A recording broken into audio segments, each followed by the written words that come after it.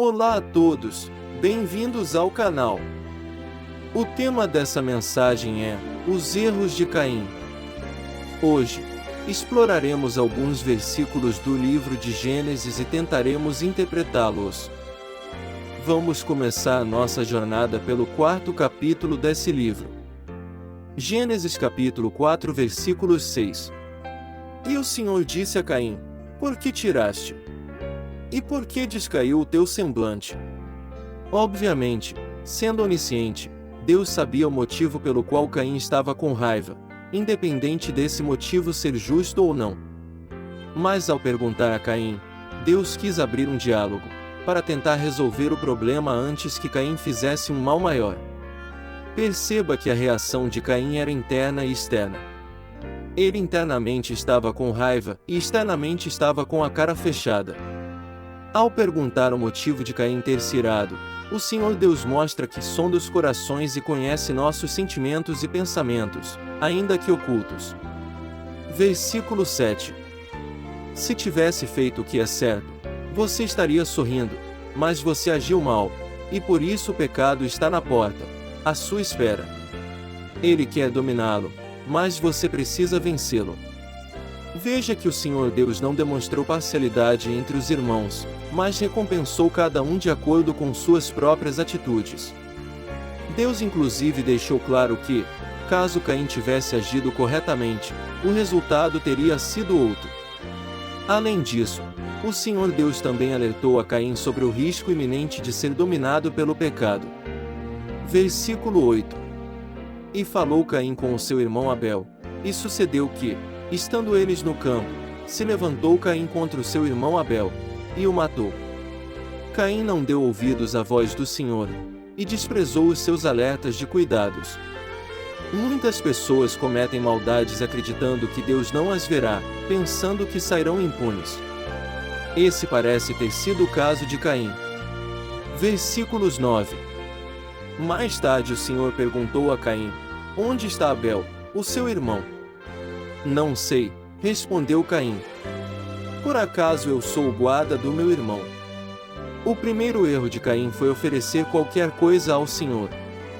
Depois veio a inveja pelo resultado do seu irmão. Em seguida, Caim desperdiçou a oportunidade de tentar resolver sua insatisfação no diálogo que teve com Deus. E então, ele planejou e executou o assassinato de seu próprio irmão, achando talvez que isso passaria impunemente. Por fim, Caim ainda respondeu com sarcasmo à pergunta feita pelo Senhor. Versículo 10. E disse Deus: Que fizeste? A voz do sangue do teu irmão clama a mim desde a terra. Ainda que não haja testemunhas. Ainda que não haja quem possa clamar pela justiça, esse versículo mostra que a maldade gera uma voz que clama ao Senhor Deus por justiça. Nada fica encoberto aos olhos dele. Versículos 11 e 12. E agora maldito és tu desde a terra, que abriu a sua boca para receber da tua mão o sangue do teu irmão. Quando lavrares a terra, não te dará mais a sua força, fugitivo e vagabundo serás na terra. Veja o juízo de Deus sendo aplicado sobre Caim. A punição afetou tanto a sua liberdade quanto sua fonte de sustento. Versículos 13 e 14. Então disse Caim ao Senhor: É maior a minha maldade que a que possa ser perdoada.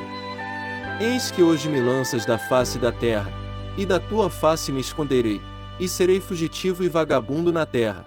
E será que todo aquele que me achar, me matará? Em outras palavras, eu não vou poder aguentar esse castigo tão pesado. Finalmente uma resposta sem mentiras e sem ironias da parte de Caim. Ao chamar o que fez de maldade, Caim reconhece que o que fez foi de fato mal. Ele também demonstra grande preocupação com a punição que está recebendo. Perceba que ele não demonstra claramente sinal de arrependimento pelo mal que fez, apenas reconhece que fez algo muito mal e se preocupa com o seu próprio futuro. Versículos 15 e 16. O Senhor, porém, disse-lhe: Portanto qualquer que matar a Caim, 7 vezes será castigado. E pôs o Senhor um sinal em Caim, para que o não ferisse qualquer que o achasse. E saiu Caim de diante da face do Senhor, e habitou na terra de Nod, do lado oriental do Éden. Perceba que a misericórdia do Senhor apareceu mesmo para alguém que não havia demonstrado um arrependimento de forma clara. O que temos da parte de Caim é um reconhecimento sobre o mal que causou e a preocupação com sua autopreservação, mas mesmo com tão pouco, Deus colocou nele um sinal para que ninguém o matasse. Caim ainda teria que pagar pelo grande mal que havia cometido, mas Deus colocou nele uma marca para evitar que alguém tentasse fazer justiça com as próprias mãos.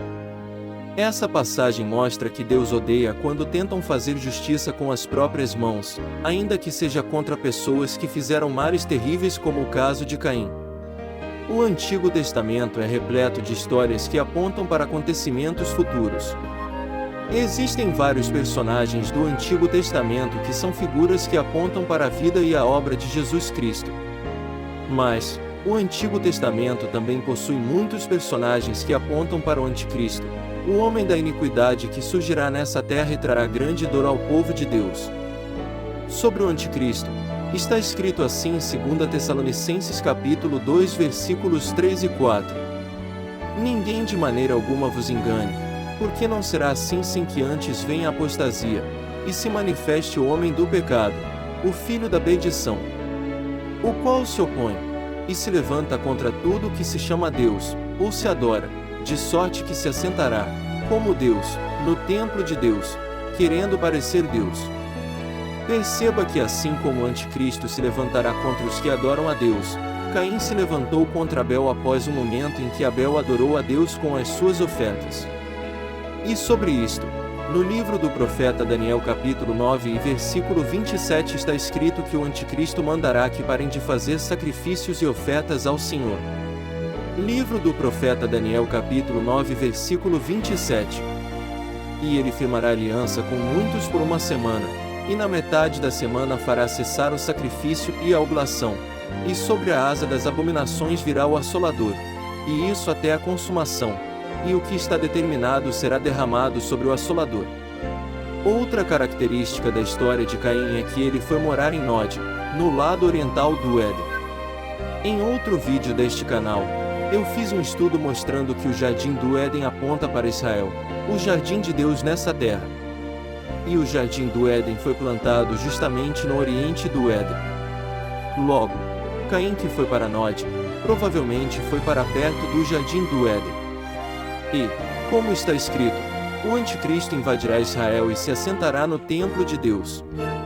Também vimos que depois de matar Abel, Caim foi castigado e passou a ter dificuldades para conseguir alimentos da terra.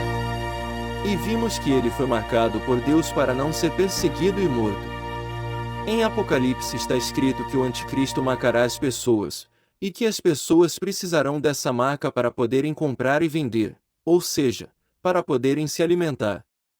E também está escrito que o Anticristo perseguirá as pessoas que não receberem esta marca, assim como Caim também poderia ser perseguido e assassinado se não tivesse recebido a marca que recebeu.